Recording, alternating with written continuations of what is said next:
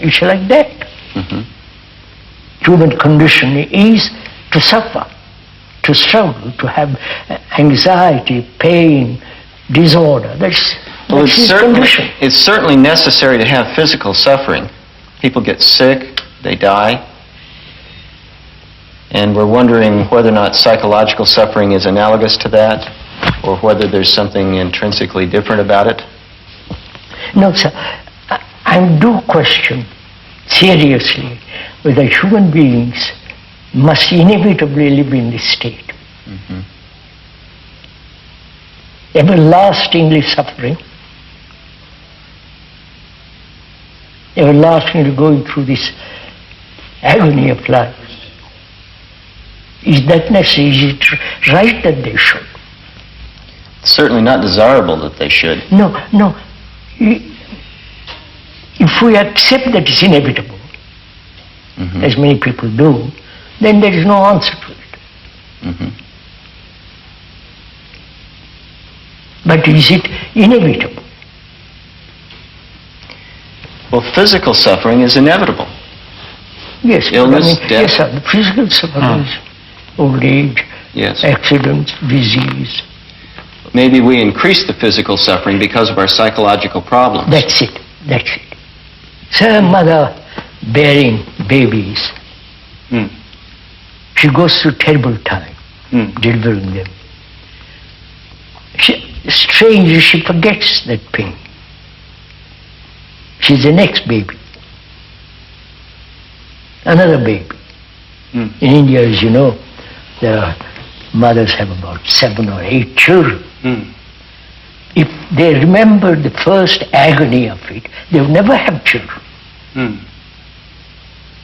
I've talked to several mothers about it. They seem to totally forget it. It's a blank after suffering. So, is there an activity in the psyche that helps the suffering to be wiped away? Recently, personally, I've had an operation, minor operation. There was plenty of pain, quite a lot. And it went on considerably. It's out of my mind, completely gone. So is it the psychological nourishing of a remembrance of pain, you follow? Which gives us a sense of continuity in pain. So you're saying that perhaps the physical suffering in the world is not the source of the psychological suffering, but the psychological suffering is an action of its own. Yes, that. You've had toothache, I'm sure. Yes, I've forgotten it. Why? If we accept pain is inevitable, suffering is inevitable, you must continue with it. You must sustain it. No, we have to accept that it's inevitable that it happens sometimes. But we can forget physical pain.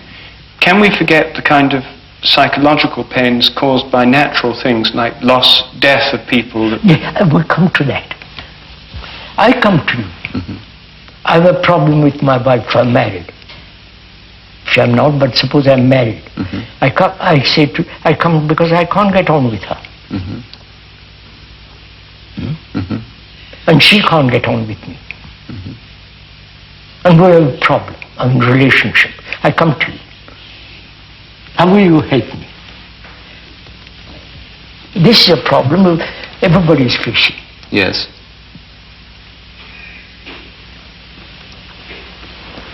Either divorce or adjustment. And is that possible when each one wants to fulfill, wants to go his own way, pursue his own desires, his own ambitions, and so on? You're saying that the problem arises out of the fact that they each have their own interests at heart. No, it's not interest. It's like, so, we are all terribly individualistic. Yes. I want my way and my wife wants her way. Deeply. And we see that our needs are in conflict for some reason. That's all. Right away you begin. Mm-hmm. After the first few days or few months of relationship, pleasure and all that soon wears off and we are stuck. Okay, that's the same problem then with the mother raising this child and making it her toy. Her needs are in conflict with the needs of the child. And please, perhaps you go on. The mother, her mother was also like that. Yeah.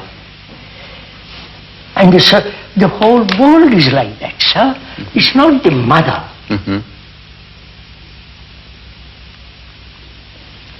So when I come to you with my problem, you say it's the mother. No, I wouldn't say I object to that. Yeah, I wouldn't say it's the mother. No, I'm just pushing it. Uh-huh. You're saying that it's a much broader problem than... Much deeper problem. Okay. Then the mother didn't put the baby on the right pot or something.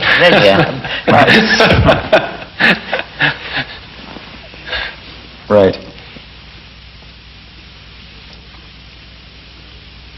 But it appears that the needs are in conflict. No, I wouldn't call needs are in conflict.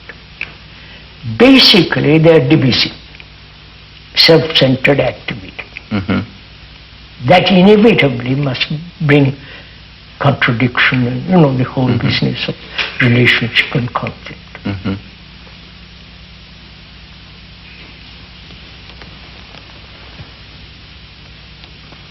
Because each one wants his pleasure. There's self-centered activity on the part of the person who's raising the child or on the part of the person who is in the relationship, married. The child is the victim of that. The child? The child is the victim of that. Of course. And then grows up to perpetuate it. And the mother's father, they were like that too. Yes.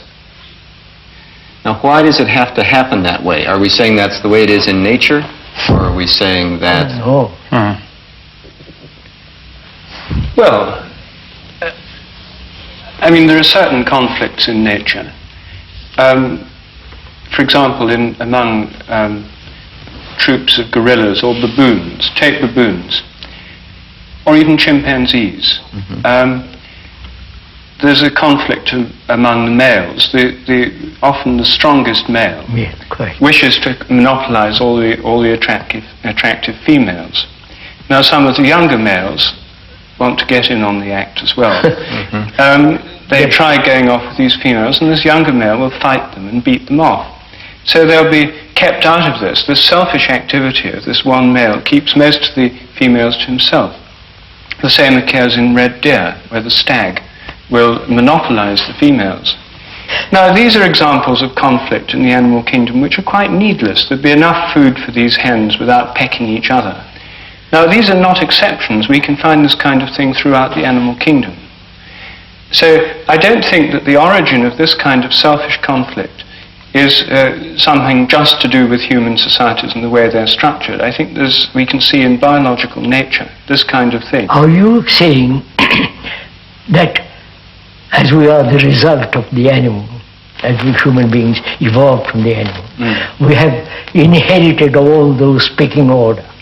Yes, I think we've inherited a lot of animal tendencies from our animal forebears. And I think that many of these show up in these psychological problems. Yes, but